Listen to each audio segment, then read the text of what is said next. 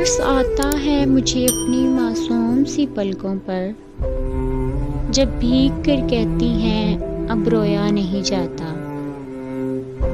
میرے چہرے سے میرا درد نہ پڑھ پاؤ گے، میری عادت ہے ہر بات پر مسکرا دینا۔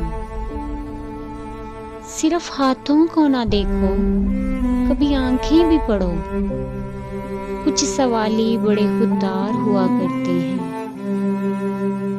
جس کی قسمت میں لکھا ہو رونا، وہ مسکرا بھی دیں تو آنسو نکل آتے ہیں۔